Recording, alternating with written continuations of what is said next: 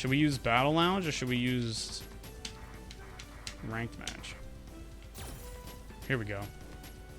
Okay, let's watch the first ones. All right, let's watch this. Percy, huh? That was a long meeting. Honorable. Rashid is not bad. Akuma is good. Urien is very good. Rashid is very good.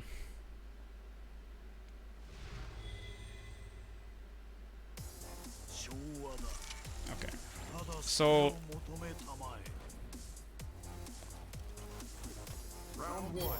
I guess we can use this as a opportunity to figure out strategies to observe replays, right?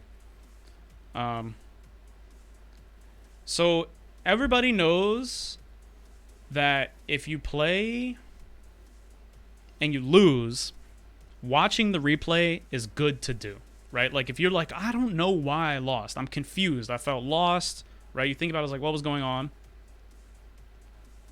I will get your... We will review your replay after we do these two. So everybody knows, like, if you lose, you want to go watch replay. But that shit fucking sucks. Like, on the real, like, ain't nobody want to watch it after they lose. That shit is hard, right? And you're not thinking straight. You're kind of salty. It's like, I fucking hate losing. That's fine. Play games. Don't worry about the replays. Just watch the replays in a big chunk, right? So, like, let's say you're like, all right, I want to get better at Street Fighter. I'm going to play, you know, Wednesday, Thursday, and Friday. Well, just make Friday replay day or something like that. Like, make one of your sessions only replays. It will be so much better for your ability to observe. Trust me on that one. I know it might sound a little bit like a stretch, but, like, don't go to the replay immediately after you played it unless there's something specific you want to look, right? Make one day a big replay session. This way, when you make it a replay session day, you can be a little bit disconnected. You can be a little bit more critical about who's playing, right? Because you're not, you know, feeling like, dude, losing fucking sucks. You know what I mean? Replaying lab work day, yeah, that's not a bad idea, right? I definitely recommend another advantage of viewing your replays in chunks is that you get to know patterns better. So if you lose and then you go watch one or two replays, that's cool and it's helpful. It's never bad, but it's a little bit more difficult to be analytical, and you have a small sample size, so it's hard to notice patterns. But if like, say one day you watch like 5, 10, 20 replays of yourself, you know, depending on how fast you go through them, you can recognize patterns like, oh, wait, hey, look, like using myself as an example, I'll probably watch the replays from today and be like, man, I was using crouching hard punch a lot instead of uppercut. That's not really something you would notice if, like, you just lose and you're like, fuck, I mistimed my anti-air. You know what I mean? You get to see those big patterns that are not just matchup specific, right? If you are trying to find something matchup specific, I would say try to think about what your game plan is in the matchup before you load the replay. Like, okay, I'm fighting against Kolin. I know that V-Trigger 2 is really powerful, and I know that she has a parry. In the mid-range, she has stand hard punch, stand hard kick, or back hard kick as an option.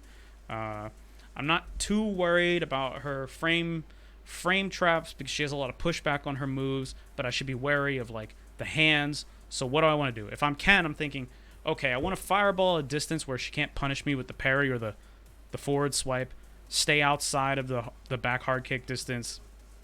When she builds V-Trigger, I want to try to get her to V-reversal.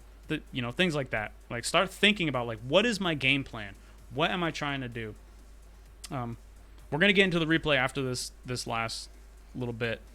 But speaking of, like, game plans, when you play Street Fighter, you could just do pretty much anything, right? Like, you could just do shit. There's a lot to do. Like, a lot to do. But if you give yourself, like, a specific win condition or, like, something you're going for, a situation you want to be in. If you give yourself that as a game plan, like, okay, I'm going to try to develop towards this situation, it narrows down what you want to do so much, right? So let me give a really classic example. Your Guile, right? If you're Guile, you could say, okay, I want to zone the opponent. Well, standing jab is probably not something you're really worried about if you're zoning the opponent. So it's like, okay, what can I do? I can throw Sonic Boom, keep them far away, right? And then when they jump my Sonic Boom, I can go for Flash Kick. That seems really obvious. We're all familiar with that. But that eliminates so much. Like, you're not trying to stand hard punch. You're not trying to Sobot kick very much. You're not worried about your crouching medium kick. It narrows your options and helps you be more decisive and make strong decisions that like feed into what your game plan is. That's kind of what you want to do. That's a very quick and rough way to go over it, but you want to think about this stuff when you watch your replay. Can I watch a replay? Oh yeah, for sure. For sure. All right, let's get into this. All right, round one.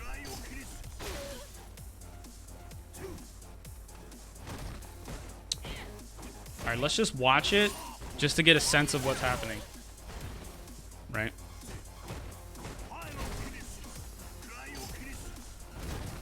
Now, if we know what situation we want, right? If we know what our game plan is, we can watch the replay and look at situation to situation, right? If we don't remember, or if we don't know off the top of our head what the game plan we want is, we can always resort to watching the replay hit by hit, right? So situation to situation is like, okay, this sequence occurred. Here's a situation in mind. What could I do to make this go where I want it, right? If we don't remember that, we can look at hit by hit and we just say, okay, I got hit. I took damage. What happened that caused me to take damage, right? Or the other way, like he took damage, what caused him to take damage? This replay we can look at hit by hit. I mean, we're also going to go over some situations, but okay. Pyrokinesis. Oh, the Peruski. Okay, we got caught standing. A V-skill attempt. Okay. Oh.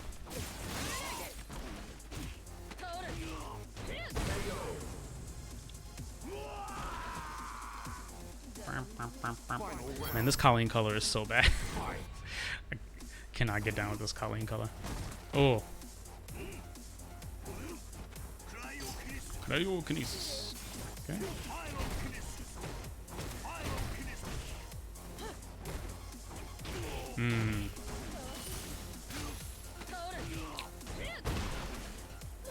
Ooh.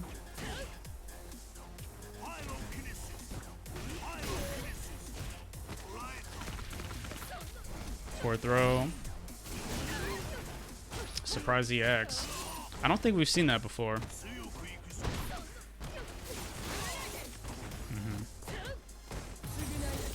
Does he die to activation? No. Does he die to slide in button? No. That was hella punishable. Oh.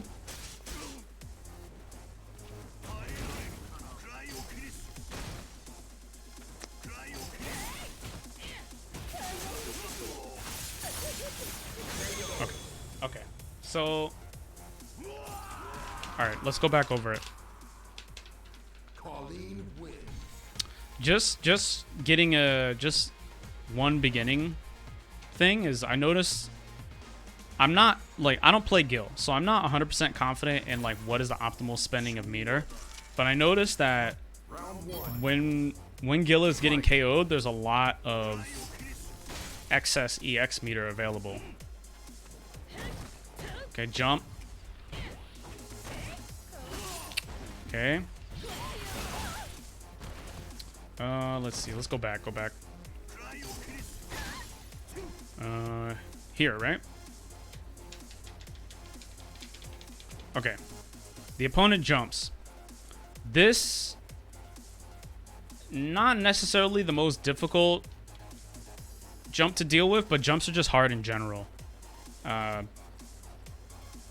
This happens more than a few times. So what are our options here as Gill, right? The opponent, she's jumping hard kick, right? You could down fierce, tricky to time, maybe not so easy. You could parry, right? You could parry, or you could back hard kick, right? Now, the thing is like, okay, what situation are we going to get after we hit our anti-air, right? This is gonna that is gonna decide what we're gonna try to pursue, right? Like, okay, back hard kick is good, but is crouch hard punch better? We know we want to anti-air, but what should we be doing here? Like, what is gonna get us into the best situation afterwards? I would probably say the crouch hard punch is gonna get some form of Oki. The back hard kick, I'm not sure if Gill can continue there.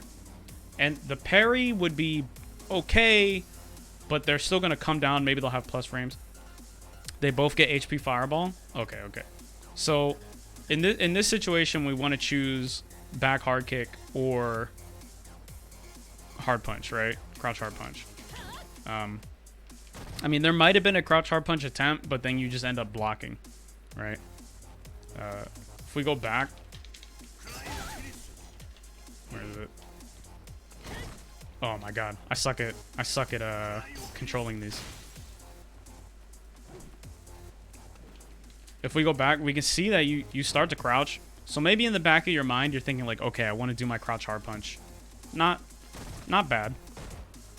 Okay, jab. Medium punch. Now, okay, medium punch. We'll talk about that a little bit later. Medium kick there, stand jab. Peruski.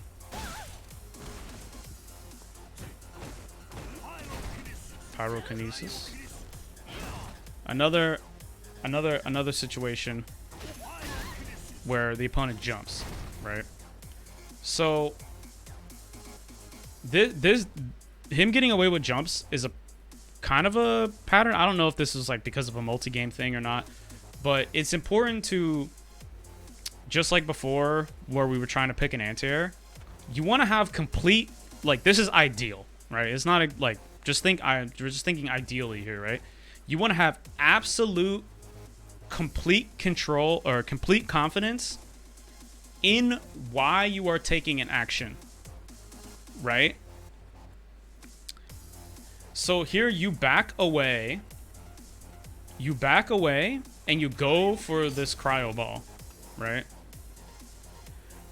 So just observing this replay, this to me is in contrast with all of the actions you did before, because you were pressing a lot of normals to just try to touch him, right? And at points in the future, you'll do like EX tackle or like a long reaching normal to like get to him. So when you threw this fireball, I would try to think back and like, what was I trying to do, and did this feed into my game plan? Because, I mean, if you back up and you're like, okay, I'm going to throw the fireball. If he jumps, I'll anti-air him. Sweet. But this fireball seems like out of place. Like, why did we make this decision? What is this here? What is this here for? Okay, frame trap.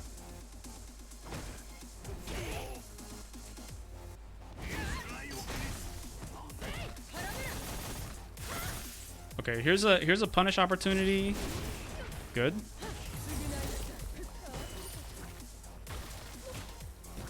You pretty consistently, if we go back, we can see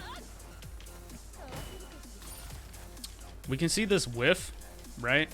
This is tough, but this happens a lot, right? And again, I would say like, what situation do we want overall, right? Like what situation do we want overall? Does pressing this button here feed in to our situation, or are we just trying to prevent him from coming forward, or what? Right? In this match, it seems like you're pressing a lot of buttons just to touch him, which is not bad, right? That's totally a valid tactic, but it doesn't seem like there's much developed behind it. Just pressing buttons to poke your opponent down over time is definitely can be the end goal, but some of it seems a little bit disorganized. Get to the point. I mean, this is the point. Well, that was good. 8.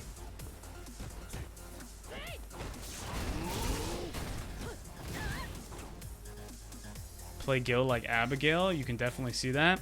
Yeah, that makes sense, right? Because with Abigail, you can convert off of your pokes, but you can't really, like... I mean, you're not like Chun-Li or any other character. You're a grappler. So, like, you're not like poking into, like, confirm into Oki. You're usually using your mobility to get in so then you can grab them or frame trap them, right?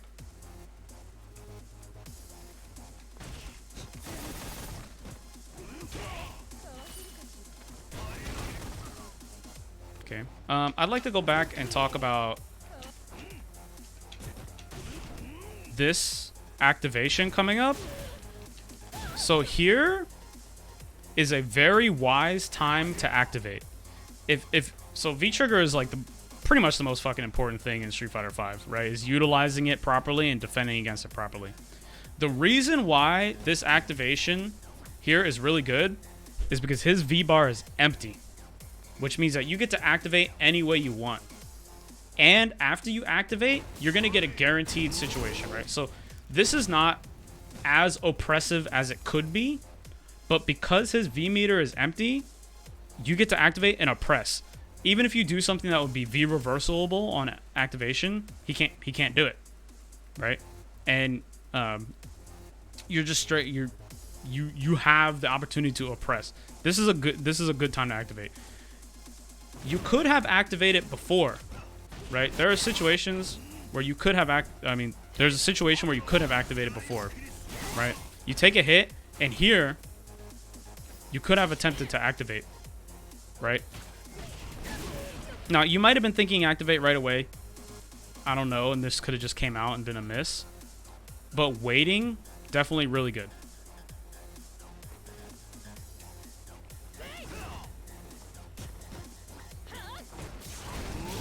The V meter is like the red bar of courage. You hear me call the V meter the red bar of courage a lot because people fucking wild out when they have V meter. Okay. Pokes. This is very dangerous. I don't know if this is immediately obvious, but just doing this in neutral is extremely, extremely dangerous because Kolin can respond with a jump, right? He just blocks, but if you do this, he can jump at you.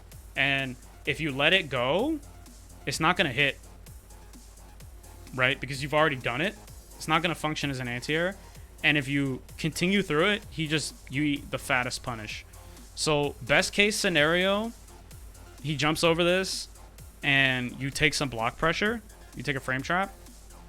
Worst case scenario, you get clipped in the dome and you could die right here because he could build super meter and kill you. Or he could just do a 2EX combo.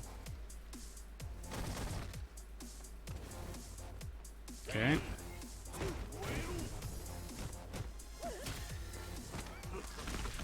Yeah, there again, there's more normals like the jabs.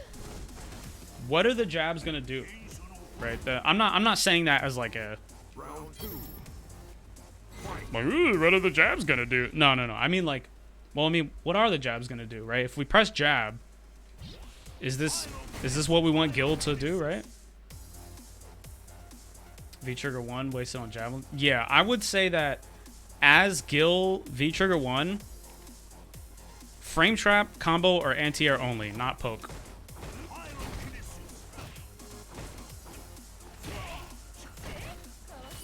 Okay.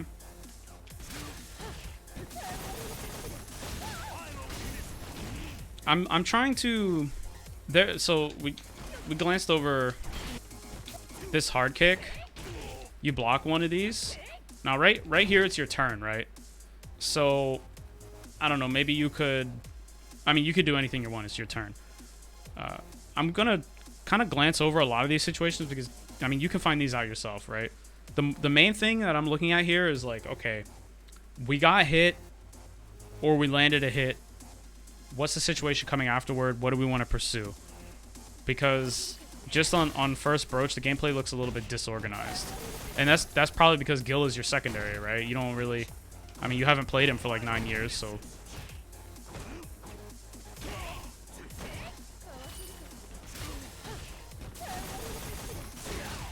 That's a good punish.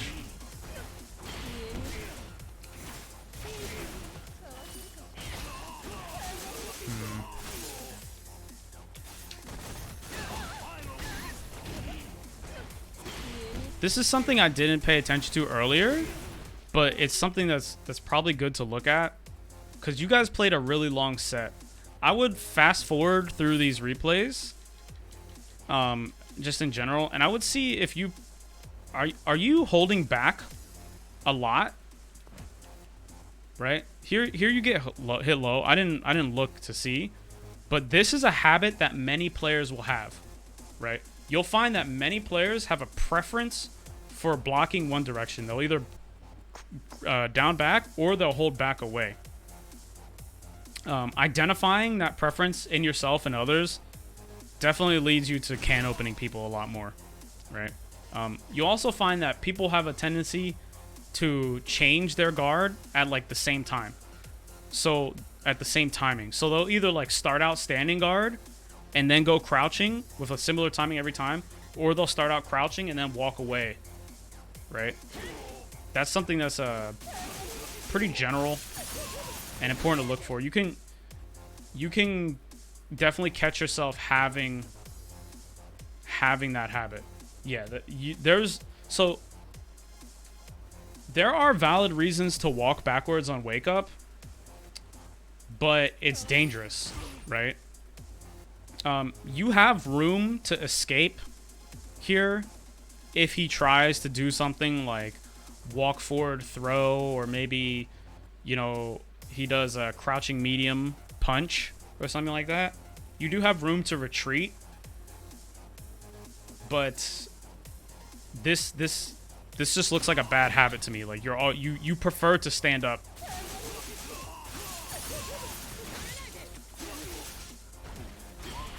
Okay, Peruski. I don't know how he gets hit with that, but he does.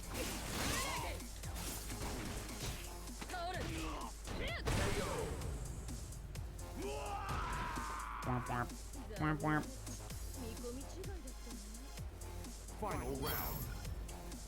Fight. Okay. There's that jump again. Another one. Those are really hard to react to, but them's just the breaks, right? Like, we have to react to shit like that.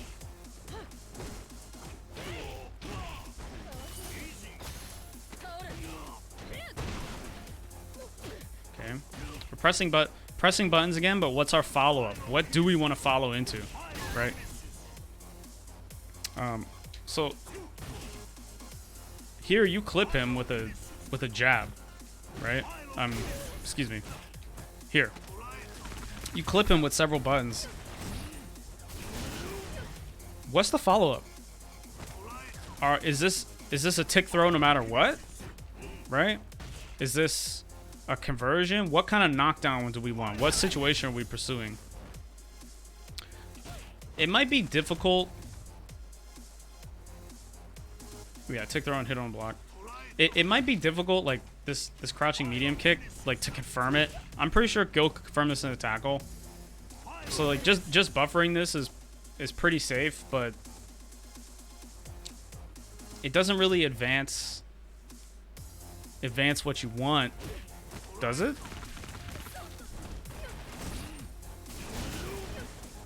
Okay, this might have been a bad buffer. Yeah, it's hard to whiff on it, hard to confirm it. This here, probably a missed buffer, right? You'll see a lot of Gill players do this in neutral. They just do it. Very dangerous. This is a little bit input error.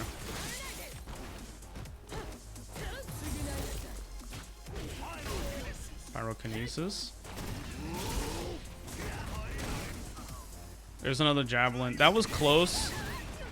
If you do it in a block string, it's not like immediately punishable unless they have something evasive or they hit you with an EX. But still, I mean, you only get so many of them. Is that the right place to use that? There's another one.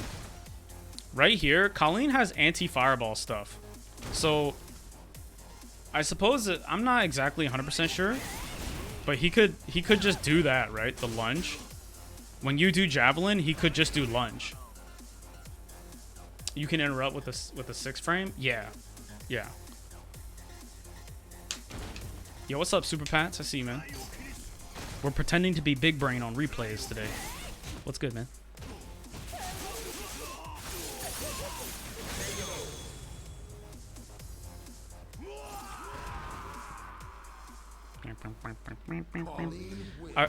I really wish I had something more specific to say, but I don't play enough Gill to really know, like, okay, this is what you want to do. So I can only kind of offer general advice, like, okay, it looks like you're throwing out pokes, but there's not really a common follow-up. Like, so having a very predictable pattern is a vulnerability, right? So say, for example, you fight against somebody and you know they're always going to do the same knockdown setup. That can get used against you, right? But if you are conscious and aware of that pattern you're putting out to the opponent, you can use that to manipulate them. So you may think that, like, oh, well, if I do the same thing every time, if I always go for the same thing, I get predictable. That's true, but you could use that to your advantage, right? That's how you get really powerful mix-ups. It's like, okay, I'm gonna do this until I think he's caught on, and then I'm gonna mix it up. So it's not really the end of the world to say, like, okay, this is my end point. This is the situation I'm pursuing.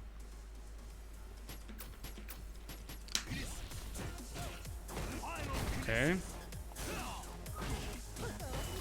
The anti-air is in there. I see it. The AA is in there. Oh, we got everything on. Here's those pokes again. But what for? We got counter hit. Are we looking for counter hit? Right? This is like the questions I would be asking. Ooh. Okay, we're looking for counter hit off that one. For sure. This is a combo you do a lot, right? You hit this fierce and then you go for down medium. I've seen this before. You've worked on this, I can tell. Unfortunate that the spacing wasn't really that good there, but getting caught standing, a little bit of a buffer.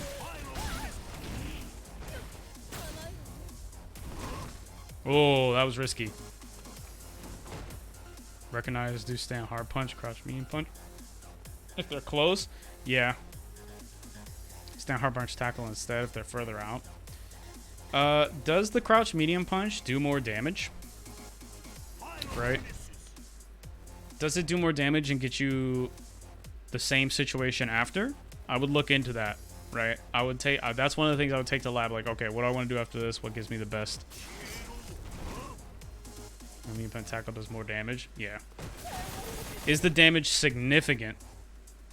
Also, because so if we want to win Evo, we have to do crouch medium punch tackle at the right spacing, right? But practically, if we just want to play online, we can worry about that later. You know what I mean? 30 or 40 more, yeah. So it's kind of like make a choice between what's practical and what's like most effective. I was out of water, so we had to get some coffee. I see. That's something important to think about. Like, in a perfect world, if we block a V reversal, everybody V reversals back and then combos off of their meaty V reversal. right? That's a thing that most characters can do. It's like you block their V reversal, you can V reverse back, combo off of your meaty V reversal. Fucking almost impossible, right? Just to do it. But it, you know, so it's like, what, are we gonna choose between what's practical or what's most effective? I would make a very strong argument that consistency is optimal. So like just doing stand hard punch might be more consistent and might work out, right? Because ultimately all we want is more advantageous situations for us. We can overwhelm the opponent with getting into the situations we want. Optimizing damage is important, but it's I would say that is very much secondary to consistency. That might also just be because I fucking play Ken and none of his combos work. Okay.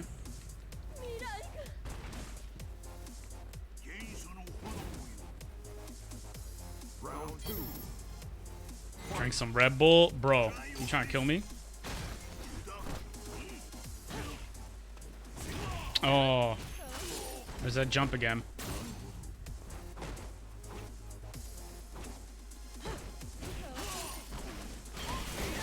Peruski.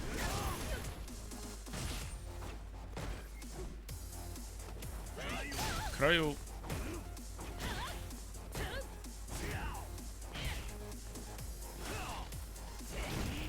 Okay. So here,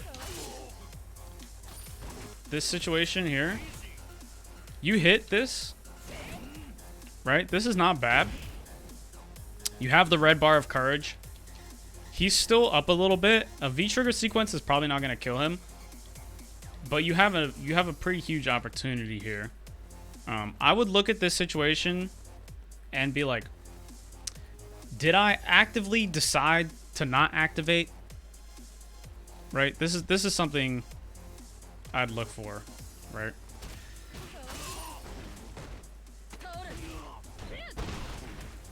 Oh.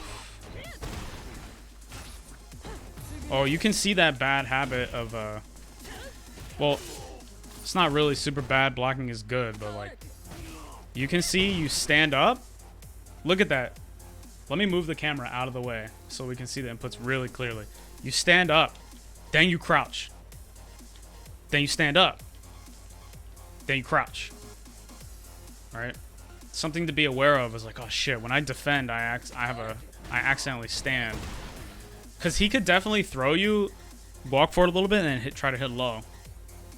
You don't really get anything off of V-trigger cancel. Yeah, you definitely don't want to waste your V-bar. And it wasn't the end of the world that you didn't activate there, because he himself had not activated yet. Right? In an ideal world, you never have to activate because you body them before they can activate, right?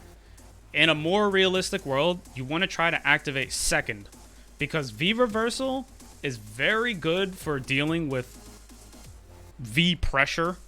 You don't want a V reversal when they activate, because sometimes they can throw you, right? So if you see someone's activation route, you kind of want to have the matchup experience to know, okay, he can throw off of this but not that, or he could punish me off of this or not that, right? Like, for example, if Gill does EX Fireball activate and then someone V reversals, he can reactively parry, right?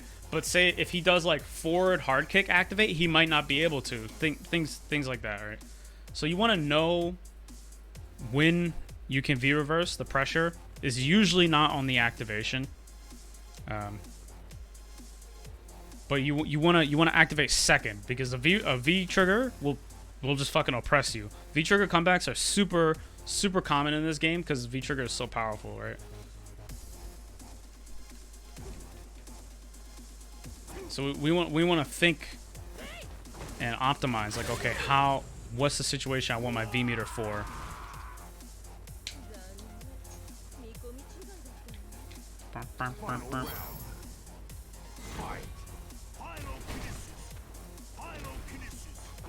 So far, most of your activations have been pretty good. Like that, you might not capitalize them capitalize off of them or get the best situation out of them. But the activations themselves has been pretty smart. Ooh, okay.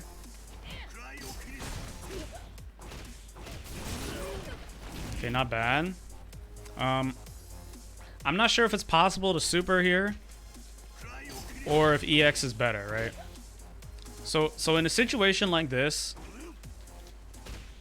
deciding when to super or when to EX is based off of two things, right? It's what's my follow-up situation? I mean, I'm gonna sound like a broken record because this is what I'm talking about. What's my follow-up situation? And excuse me. What's my damage, right? I'm not sure if Gill gets Oki off of his super, but the round is young. You have 83 seconds left. So if you're not trying to just run his shit through, like you're not trying to rush him down as fast as possible, do you need EX meter for following situations, right? So let me just build a hypothetical situation for and against spending our CA here, right? Okay. He only gets 4 hard kick. Not the best, but consider this hypothetical. Let's just say that we were really organized and we had a strong plan, and that was like to poke him with our long normals, push him away with our fireballs, chip him down with our ice fireball, kind of zone him out, but more focused on normals, right? We're just going to chip him down a little bit by a little bit. If we had supered here, it would push him away, get us back into a situation that we're familiar with and is close to what we're kind of pursuing, right? We're at a good distance for our long normals to poke him out. We could take a step back, choose the fireball if we wanted to, right? Or let's say I'm trying to rush him down and mix him up. I want to give him 3 situations and kill him, right? That's also a valid thing to do. Then you would choose EX here, right?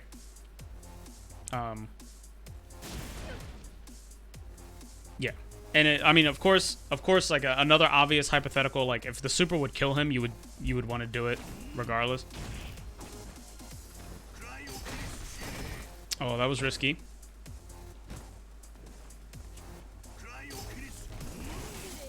Well, you probably could have anti-aired here, but that's tricky.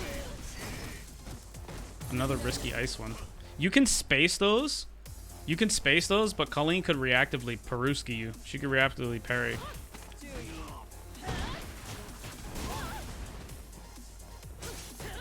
I mean, it's not bad to do shit that can be punished on reaction if the opponent has not shown you they can react to it. It's just important to be aware.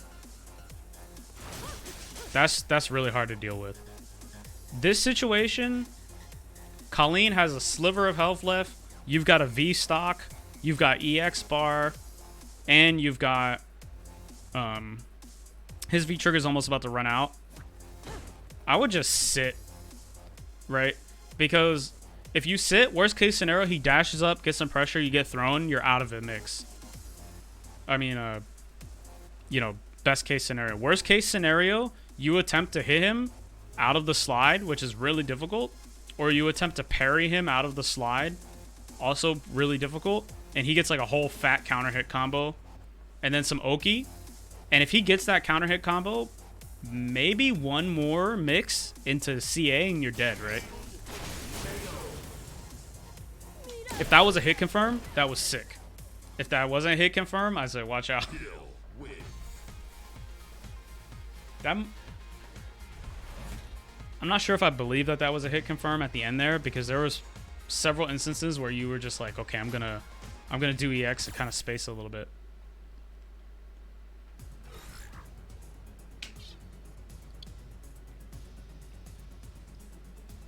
All right. The main things from those replays I would say is like, all right, we need to pick a situation. Pick a situation. Now, as you become more advanced and more proficient with Gill, you'll be able to adapt more on the fly and change up what your end goal is, like in the middle of the match. Like, okay, I see this is not working, I'm going to go for this. But after watching that, I would say, like, okay, pick a situation you want to be in and build your strategy around that situation. because the gameplay you presented in those two replays looked a little bit confused, right? Like, you knew what you were doing, but you didn't have an idea of what you wanted, right? Like, you knew what you were doing, but you didn't seem to have a very confident idea of what you wanted. And again I would say, like, okay, yeah, you don't want to have too much of a predictable pattern, but you can use that to your advantage. And if you watch, like, even Evo winning players, if you watch them play a set, you will realize, like, oh shit, he has a pattern. Like, there's a situation he's pursuing over and over again because it's advantageous to him, and then he's adapting and adjusting his patterns around that, right?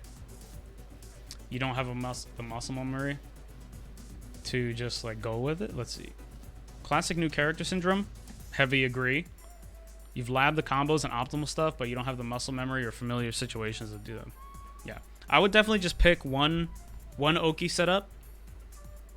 One Oki setup you have. And just be like, okay, how am I going to get to this? Normally, I would recommend to people with a Fireball character to get really, really familiar with their Fireball, because even though Fireballs are weak in this game, they are still good. But because you come from playing a grappler, you're going to probably improve faster by not basing your strategy around projectile. Right? He could have checked the tackles. Even some of the tackles you were doing on like buffer, like overall tackle usage, not even just the knockdown ones, a little risky, you know? Like, if you can get away with it, exploit it, but be aware of that. That leads to something very interesting. This is probably one of the most critical concepts that is important to understand for Street Fighter. If I know this replay was a little bit rough, but if you hear anything I say, if you listen to any of the advice that I would try to give, listen to this, right? There is in Street Fighter, in all things, but in Street Fighter, there is a profound separation between risk and consequence, right? So, for example, we're playing Gill, and we're getting away with ice tackles on our opponent, even though they're punishable, right? We're getting away with them too close. They're easy-ish to punish. Now, the risk there is dependent on Kolin's proficiency in punishing the tackles. Even though the potential negative consequence is that we eat like 130, 160 damage combo, right? That's the negative consequence. The possible positive consequence is like, okay, we gain some space, we may hit him, right? We get into a position that we want to operate in or something like that, right? We might surprise him. Those are the potential positive consequences. The risk depends on whether or not Kolin is actually going to punish the thing. This is why you can see, like, really high level players fucking dash into people's faces and do stuff like dash throw, or command grab. You got to separate risk and consequence. Assessing risk is really important, and if you think about the consequences, it can affect your assessment. There's a separation there that's important to know, because as like, I think this is a natural development for players. As everyone becomes more proficient, you get more scientific. You kind of get like, why would you ever do that? Why would you do this? That's ridiculous. Oh, you're just playing like a scrub. You're getting away with dashing and jumping and stuff like that. That's a bad mode of thinking, and it can get you caught off guard for being predictable and unflexible. And that can definitely happen when you don't think about the difference between risk and consequence. So to recap, pick a situation and pursue that situation with Gill.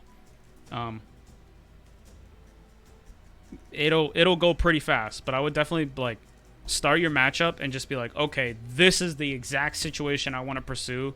I'm going to try to get this as much as possible, and that will like narrow down all of your options. It will organize your play, and it will help you get more fluent in the character way faster.